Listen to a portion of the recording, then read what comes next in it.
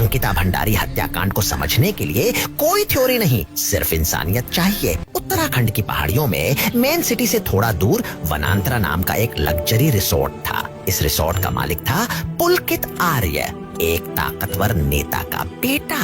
अब कहानी शुरू होती है पौड़ी गढ़वाल की एक 19 साल की लड़की अंकिता भंडारी से। कोई बड़ी पहचान नहीं, अंकिता होटल मैनेजमेंट का कोर्स कर रही थी। पिता की नौकरी चली गई, कोर्स छूट गया और मजबूरी उसे 28 अगस्त 2022 को ऋषिकेश के पास इसी वनांतरा रिसोर्ट तक ले आई और सैलरी सिर्फ 10,000 रुपये महीना दी गई। रिसोर्ट इतना रिमोट था कि अंकिता सिर्फ वहाँ काम नहीं करती थी, वहीं रहती थी, वहीं खाती थी और अपनी सुरक्षा के लिए भी उसी मालिक पर निर्भर थी। यही निर्भरता धीरे धीरे एक जाल बन गई। कुछ ही दिनों में अंकिता को समझ आ गया कि यहाँ कुछ बहुत गलत है। उसने अपने दोस्त पुष्पदीप को व्हाट्सएप पर मैसेज किए।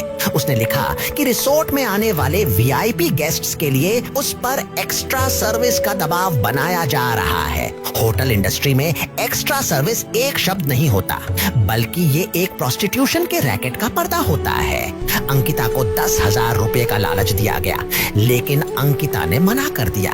एक 19 साल की लड़की सिस्टम के सामने पहाड़ की तरह खड़ी हो गई और यही उसकी सबसे बड़ी गलती बना दी गई। 18 सितंबर 2022 ज्वाइन करने के ठीक एक महीने बाद रात करीब 8:30 पुलकित आर्य अपने 2 मैनेजर्स के साथ अंकिता को बात करने के बहाने बाहर लेकर गया और उसका रेप किया गया। उन्हें डर था कि अगर अंकिता ने बाहर जाकर बोल दिया तो सब बेनकाब हो जाएगा और फिर सत्ता ने वही किया जो वो अक्सर करती है। अंकिता भंडारी को चिल्ला कैनाल में धक्का दे दिया गया। एक लड़की जो अपनी इज्जत के लिए खड़ी रही, उसे नहर में डुबोकर खामोश कर दिया गया। सवाल ये नहीं है कि अंकिता के साथ क्या हुआ, सवाल ये है कि अगर वो किसी ताकतवर की बेटी होती तो क्या कहानी यही होती। और असली सवाल ये है, क्या हम इसे भूल जाने देंगे या हर बार याद दिलाएंगे कि इंसाफ भी एक जिम्मेदारी है।